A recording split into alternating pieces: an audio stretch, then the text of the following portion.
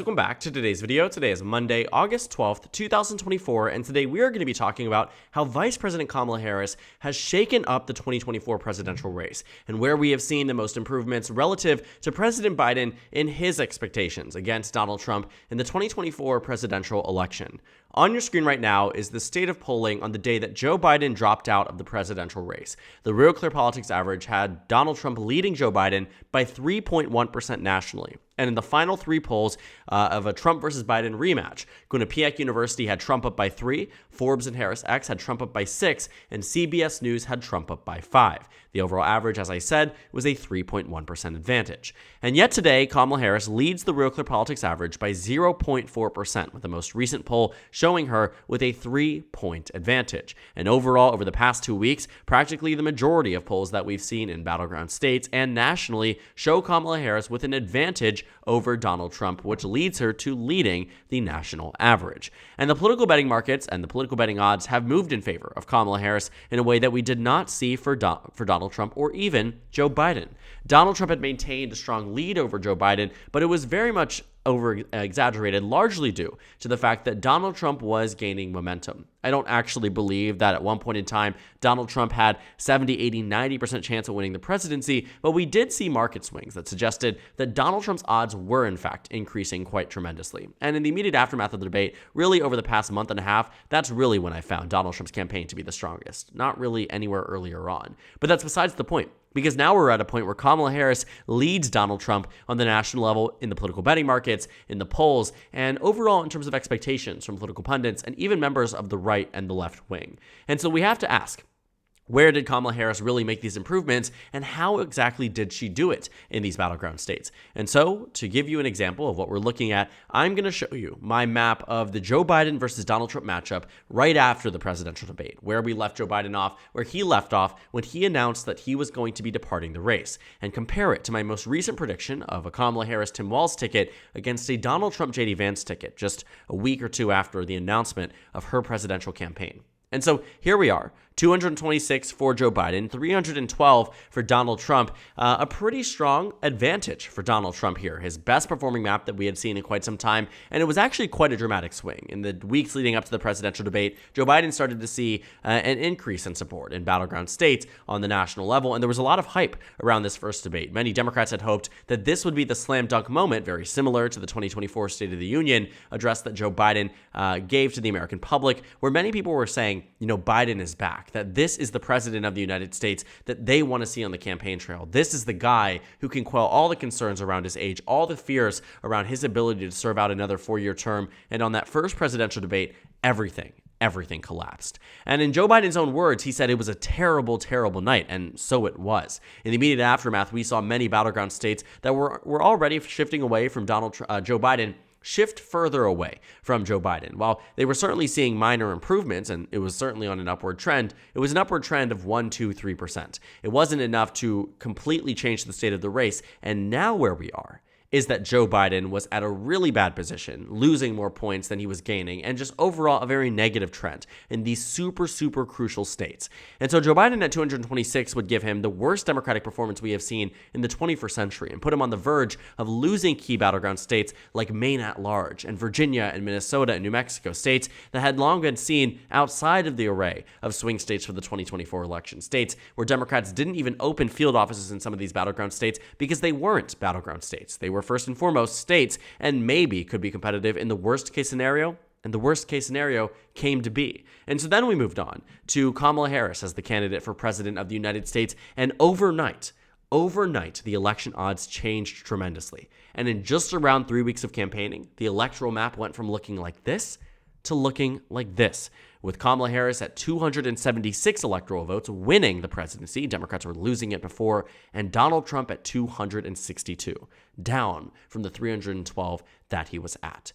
And so here we are, 276, 262, a very, very good race for the Democratic Party. On the flip side, a very bad race for the Democratic Party with Joe Biden at the top of the ticket. And so let's take a look at where we've seen some of the best numbers and improvements for Kamala Harris relative to Joe Biden. Because actually what we've seen is that the swing has largely been concentrated in one region of the United States. And it might surprise you that it's not the Sun Belt, but it's actually the Rust Belt. In Wisconsin, Michigan, and Pennsylvania, and arguably even Minnesota, we saw that Kamala Harris really swung many of these states very much to the left relative to where they were for Donald Trump. States like Minnesota were locked down primarily because of Tim Walz, but Tim Walz also helped Kamala Harris win over Wisconsin, Michigan, and Pennsylvania. And now, the most recent A-plus New York Times Siena College poll shows Kamala Harris with a 4-point lead in these 3 battleground states. And so when we take a look at that region, Donald Trump I expected to win Wisconsin by a point or 2, Michigan by under a point, and Pennsylvania by under a point. And while it may not seem that impressive that it's under a point, a victory is a victory because, as Hillary Clinton can tell you, when Donald Trump beat her by 0.7% in Wisconsin, 11,000 votes in Michigan, and less than a point in Pennsylvania, less than a point in all 3 of these states, that every single vote matters. And a victory of 1 point versus a victory of 10 results in the same amount of electoral votes. And that's why we've seen Kamala Harris do quite well in these states, because even though it is just a shift of 2, 3, 4%, that is enough to overcome where Donald Trump in the advantage point that he had over Joe Biden. While we understand that Joe Biden was not on track to win the 2024 presidential election, at least not in the state immediately after the first presidential debate, it did come at a time where we do have to understand that although Joe Biden was not on track to win, he wasn't on track for a landslide loss either. The state of the race then was sure bad for Democrats, but it didn't mean that the states were unwinnable with the right candidate. And insert the right candidate and the right vice presidential nominee as well. We have to understand, too, that Kamala Harris's advantages have only been boosted by the fact that she chose a Midwestern governor from Minnesota who can speak to the claims that many Democrats have been trying to make across these 3 states. Because Joe Biden was born in Pennsylvania, because he had a stake in the game from Scranton, he made that the main thing of his 2020 presidential campaign. And what we noticed was that the Biden campaign had honed in on Wisconsin, Michigan, and Pennsylvania as some of their target states. And if there were any of the 3 states, any of the battleground states, the Democrats were hoping they'd win in 2020, it wasn't Arizona, it wasn't Georgia, it wasn't North Carolina, it wasn't Ohio, it wasn't Iowa, it wasn't Texas, it wasn't Florida. It was Wisconsin, Michigan, and Pennsylvania. Because with those 3 states under the 2020 electoral map, it would have been a victory for Joe Biden regardless of anything else. He could have lost Georgia. He could have lost Arizona. He could have lost Nebraska second. He could have even lost Nevada. And the electoral math, would have been there to give Democrats the victory on the national map. And so while we have started to see something similar adopted for the 2024 election, Kamala Harris and Tim Walz have really made major improvements. And this is largely because of the fact that Kamala Harris has sort of done good for the Democrats in terms of reinvigorating the Democratic base. We've seen a lot of disillusioned Democrats, whether in Dearborn, Michigan, or Detroit, Michigan, whether in Philadelphia, Pennsylvania, or Milwaukee, Wisconsin. Kamala Harris has done something that Joe Biden couldn't even do back in 2020, and that is excite the base for the first time since Barack Obama. Yes, Democrats were excited about the prospect of Hillary Clinton, but not to the same extent. Candidate satisfaction is at an all-time high for the Democratic Party since 2008. We're nearing 95% in many national polls amongst Democrats to the question, are you satisfied with the nominee that you have for President of the United States? And Republicans, with Donald Trump led in that for the past 6 months without fail, every single poll up until recently were either they're running even with Democrats or losing to Democrats on enthusiasm, and that gap has certainly been closed by Vice President Kamala Harris. And that's where you see Kamala Harris do the most good for the Democratic Party, where you see her making these advantages, doing the best amongst the American public, and doing the best for the Democratic Party at large, because it is these states where enthusiasm and turnout absolutely matters, as Hillary Clinton can tell you from the 2016 election, compared with the results in the 2020 election of an all-time high presidential turnout over the past 100 years. But it doesn't just extend to the Rust Belt. That was an oversimplification. The Sun Belt has also seen some improvements. North Carolina, Georgia, and Arizona all going from lean red now to tilt red, marginally moving it down in favor of Kamala Harris, leaving room to grow between now and November. But the biggest change I've noticed in the Sun Belt region are in states like Colorado, New Mexico, and Nevada, where Kamala Harris has narrowed down these states to being Colorado and New Mexico back to solid to where they were back in 2020. While they don't have the characterization of safe because I go by margin and not by percentage of chance of victory, I would say the odds of Kamala Harris winning New Mexico and Colorado run roughly even with that of Democrats winning in states like New Jersey and Connecticut. The margins may not be identical, but arguably they're only a few points off. And I would say in terms of who's going to win them, Easily Kamala Harris. But it is Nevada, too, that I find to be the most interesting because it goes from being a lean red state to a lean blue state. And while I could sum this up shortly and say that Kamala Harris just has a regional advantage and a unique appeal to Latino voters and minority voters in general, it has to go deeper than that. Because what you have now found is that Kamala Harris is doing much better than Joe Biden even was doing in areas like Texas and even Miami-Dade County in Florida. And if you're wondering what that has to do with Nevada, because certainly Hispanic voters do not vote in a monolith. We know that seeing Florida and Nevada and Texas and Arizona, New Mexico, all across the 2020 election. But what we do know is that consistently across the board, while Hispanic voters may not be a monolith, in terms of the advantage that Kamala Harris has seen amongst minority groups, it has been consistent regardless of the group, including white voters, where Kamala Harris has made advancements amongst every single demographic group. And specific to what we've seen in terms of her electoral history and how she has a unique appeal to minority voters, she has the electoral experience and also the regional advantage to know Nevada well, to win over core Democrats that weren't willing to campaign with Joe Biden, that weren't willing to show up at the rallies and introduce him when he was speaking in Nevada or speaking at an event. And now she's reeling in endorsements from very, very massive unions, culinary worker unions, even unions that are founded by, that are Latino unions that have never endorsed, Latino organizations rather, not unions, that have never endorsed a presidential candidate, not even in 2016, not even in 2020, but will in 2024. And that is a big deal for Kamala Harris. She is changing the state of the race because of the fact that Kamala Harris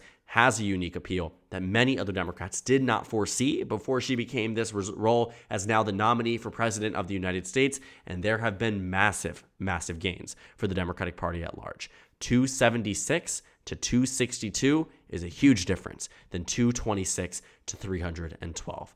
And so when I take a look and I take a step back, and understand how Kamala Harris has completely rejuvenized this race for the Democratic Party, I look at three main things. The polling data that shows Kamala Harris massively overperforming Joe Biden, not only on the national level. A 4-point swing on the national level is like night and day when it comes down to a close and competitive race. But it is these swing states too, where the polling data trumps all, no pun intended. Fundraising data, where Democrats lagged behind after the mugshot was released of Donald Trump all the way through the conviction, finding him guilty, through the assassination attempt and the RNC. Donald Trump was outpacing Democrats in fundraising, the one area the Democrats were certain they were going to do well in. And I've already touched on this point, but enthusiasm. Who's inspired and excited to vote in this election? And now, it's the Democratic Party in a way that really, really wasn't before. And so that has, again, been a huge factor that has changed the state of the race in a way that Republicans just simply couldn't see coming. They spent 4 days at the Republican National Convention railing against President Joe Biden, trying to find a way to tie in Vice President Harris. But it didn't seem to work because right now her approval rating is starting to rise quite tremendously in a way that Republicans can't combat because Donald Trump at net overall is unpopular. Voters don't like him. Voters don't love him. And that's why this job approval rating and political leaders' favorability that we see for Kamala Harris versus Donald Trump is where you see the massive improvements that can make all the difference in this election. Voters like Harris more, they're more excited about her, and she's a new name to the ticket, even though she was vice president. And in terms of where you've seen direct improvements, primarily across the Rust Belt, especially exemplified by the fact that Tim Walz is the VP nominee. Also, we've seen improvements in the Sun Belt, a region of the country that many Democrats knew Kamala Harris would help in 2020 and now can speak to directly in 2024. And so overall, we are finding that her shaking up of the race can really be seen in those three main points. But everywhere else, whether it's the betting markets or the pundits or the polls or every other point, any single metric under the Biden era versus now has seen improvements for Kamala Harris. And I genuinely have to wonder that after this DNC and after the first presidential debate, which now both Democrats and Republicans, Donald Trump and Kamala Harris, have agreed to for September 10th, now that they are set to debate for the first time, will we see more improvements for Kamala Harris? If I was to bet on it, I would say yes. Obviously, so much can change. American politics is so volatile that elections can change overnight or in a statement posted to Instagram and Twitter before the mainstream media can cover it. That's how these things work. But American politics, as we get closer and closer to the election, become more predictable. And what we've seen between the past 3 weeks, between the start of the campaign and now, is that Kamala Harris knows how to harness momentum, build it, maintain it, and even do more than where she was expected to in this race and beyond. And I think Democrats are at a point where certainly this race is far from over, but they're getting to a point where they could have a victory reminiscent of 2020 or even further. So thank you guys so much for watching this video. Make sure to comment down suggestions below. Subscribe on the left if you haven't already, and check out the Instagram and Twitter. At the top left of the screen, there's also a Discord server for you to go ahead and join. On the screen, there's a video you can watch, and then a playlist for my 2024 presidential election analysis videos. Again, thank you guys so much for watching, and I will see you all tomorrow.